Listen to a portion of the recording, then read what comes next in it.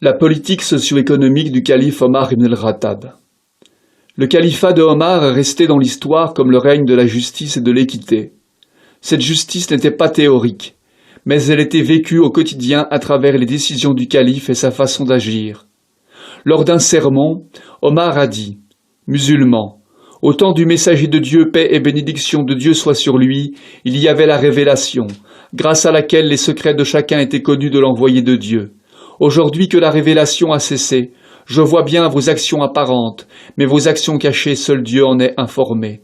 Quant à moi, je fais de mon mieux pour qu'aucune injustice ne soit commise envers les musulmans, ni par moi ni par mes agents, pour ne point m'approprier la moindre partie de vos biens, ou vous faire le moindre tort, et pour ne point donner illégalement, ne fût-ce qu'un seul dirham.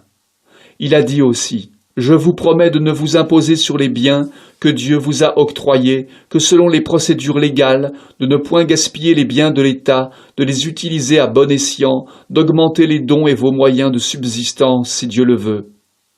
Nous constatons que Omar va tenir la promesse faite aux musulmans. Il va contrôler avec sévérité les rentrées et les dépenses de l'État, à commencer par lui-même et les siens. Il va se limiter à un salaire annuel de 6000 dirhams, le même que touchait avant lui le calife Abou Bakr, refusant toute augmentation malgré l'accroissement fulgurant des ressources de l'État.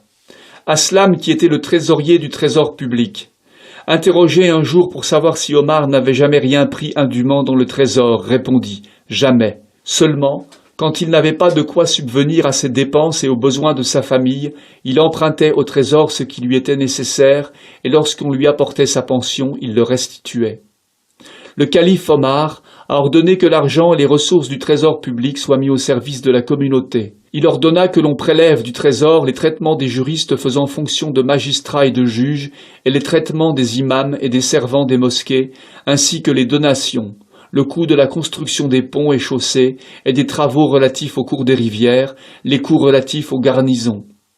Le trésor payait aussi les allocations familiales, que le calife Omar a instituées plus d'un millénaire avant qu'elles n'apparaissent en Europe ou ailleurs dans le monde. Il a tout d'abord ordonné que dans toutes les provinces musulmanes, l'on verse aux parents une allocation de 100 dirhams lorsque leur enfant était sevré. Puis le calife a décidé que cette allocation serait payée aux parents dès la naissance de l'enfant, fille ou garçon. Lorsque l'enfant grandissait, le montant de l'allocation passait à 200 dirhams.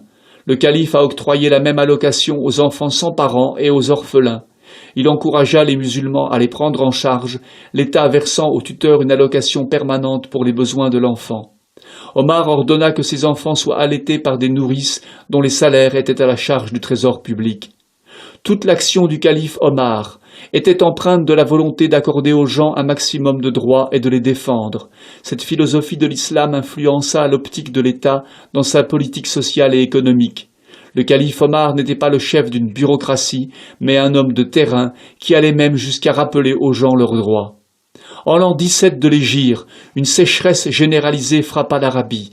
Cette année fut appelée l'année des cendres, car le vent charriait de la poussière ressemblant à de la cendre. Les gens souffraient et ne trouvaient plus de quoi se nourrir. Le calife Omar fit le vœu de ne pas consommer de nourriture à base de viande, ni de boire de lait ou de ses dérivés, tant que les musulmans et leurs enfants ne seraient pas nourris convenablement, et tant que les produits manqueraient sur les marchés.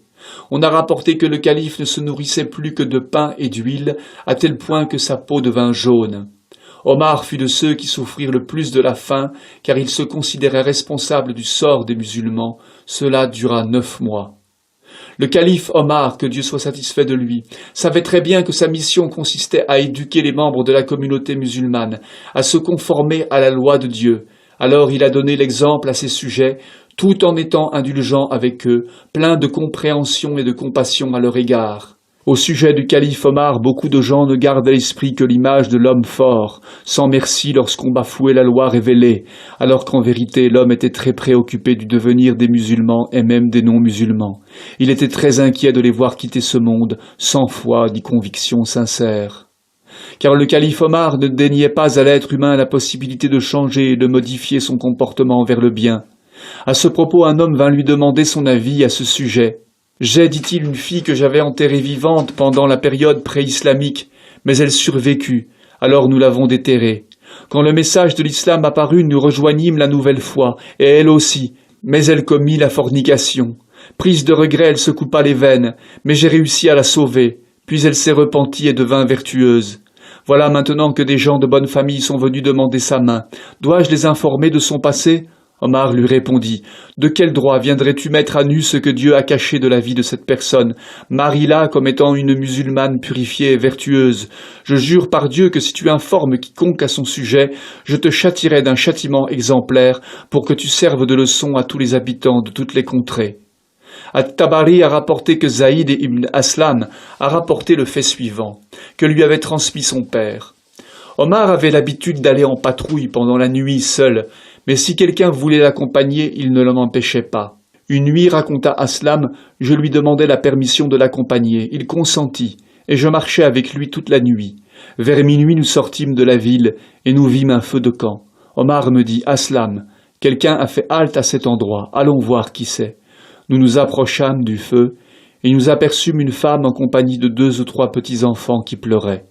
La femme était occupée à faire du feu sous un pot, et disait aux enfants, « Ne pleurez pas, dormez jusqu'à ce que la nourriture soit prête, alors vous mangerez. Que Dieu nous rende justice de Omar, qui lui dort rassasié, alors que moi et mes enfants nous souffrons de la faim. » En entendant ces paroles, Omar eut des larmes aux yeux. Il salua la femme qui lui rendit son salut, puis il demanda s'il lui était permis d'approcher. « Si vous venez avec de bonnes intentions, répondit-elle, approchez. » Alors Omar lui demanda ce qui lui était arrivé. La femme raconta. « Je suis parti de mon pays avec mes enfants pour me rendre à Médine. J'ai été obligé de m'arrêter ici par la fatigue et la faim, et maintenant la faim nous empêche de dormir, moi et mes enfants. » Mais, dit Omar, pourquoi invoques-tu Dieu contre Omar ? Elle répondit, il a envoyé mon mari à la guerre, où il a été tué, et je suis resté dans la misère avec mes enfants. Omar lui demanda ce qu'il y avait dans le pot. Rien que de l'eau, mais j'ai allumé le feu pour apaiser mes petits, et qu'ils dorment jusqu'à demain matin.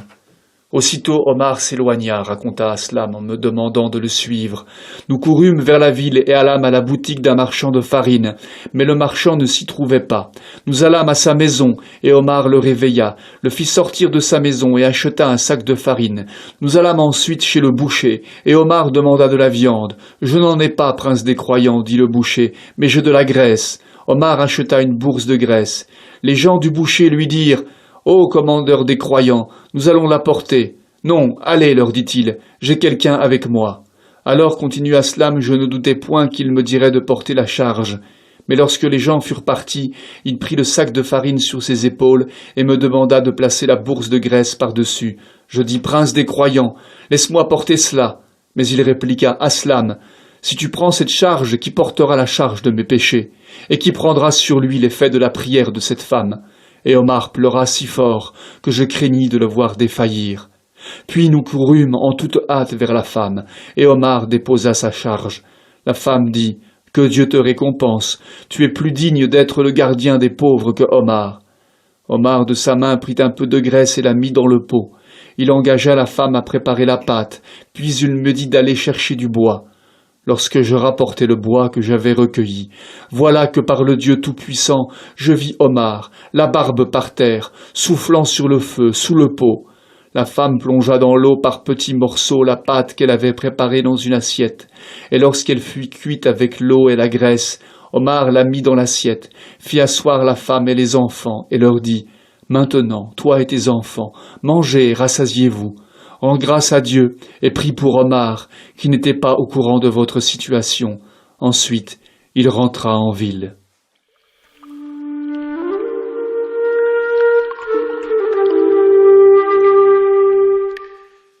La mort de Omar ibn al-Khattab. Tout le monde sait que le calife Omar est mort poignardé par un captif persan. On a raconté que cet homme était venu trouver Omar pour se plaindre de son tuteur, qui lui avait imposé le paiement d'une capitation qui lui permettrait de s'affranchir de 2 dirhams par jour et qu'il l'estimait trop lourde. Omar lui demanda ce qu'il savait faire. Il lui répondit qu'il était menuisier et savait faire de la sculpture, et qu'il était aussi forgeron. Omar considéra que le montant de la taxe était logique par rapport à son savoir-faire. Alors ce captif persan, du nom de Fayrouz, s'en alla fâché, en disant « Tout le monde a droit à sa justice, sauf moi. » Lorsqu'il s'en alla, Omar fit remarquer à ceux qui étaient présents dans son assemblée que l'homme l'avait menacé. Mais il ne se préoccupa plus de cela, et témoigna même de l'intention de parler au tuteur de Fayrouz pour qu'il soit plus indulgent envers lui. Une chose cependant doit attirer notre attention. C'est ce qu'a rapporté Abd-ar-Rahman, un des fils d'Abu Bakr, qui a dit avoir vu Fayrouz en compagnie d'Al-Umurzan et de Joufayna, 2 jours avant l'assassinat de Omar. Quand Abd-ar-Rahman les a surpris, ils se sont rapidement séparés et il a vu qu'il faisait tomber un poignard à 2 têtes, le même poignard avec lequel Omar a été frappé, ce poignard que Fayrouz a retourné contre lui pour mettre fin à sa vie avant qu'on ne l'attrape. Al-Hurmuzan était un prince perse déchu après sa défaite contre les musulmans. Joufayna était un de leurs notables. Ils étaient demeurés fidèles au mazdéisme et ont comploté avec Fayrouz. Ces éléments poussent à croire que le calife Omar a été victime d'un complot, alors qu'il dirigeait la prière. L'assassin l'attaqua et le poignarda à plusieurs reprises. Ceci ne l'empêcha pas de désigner Abd-ar-Rahman ibn Auf pour qu'il continue à diriger la prière commune. Lorsqu'il fut informé de l'identité de son agresseur, Omar dit « Béni soit le Seigneur qui a fait que mon assassin ne soit pas un musulman. Je sais que les Arabes n'auraient jamais pensé à me tuer. » On a rapporté que lors de son enterrement, les musulmans étaient affectés comme jamais ils ne l'avaient été. Lorsque Omar fut tué, Ayman, la nourrice du prophète, s'écria « Aujourd'hui l'islam est tombé ». Omar, que Dieu soit satisfait de lui, est mort le 26 du mois d'Ul al-Hijja de l'an 23 de l'Hégire, 644 après Jésus-Christ. Il était âgé de 63 ans. Son califat avait duré 10 ans et 6 mois. Il légua à son successeur un État en plein essor, dont la superficie était aussi grande que la pénétration de l'islam dans le cœur de ceux qui l'avaient rejoint. Que Dieu le bénisse et le comble de ses bienfaits pour tout ce qu'il a fait pour la communauté.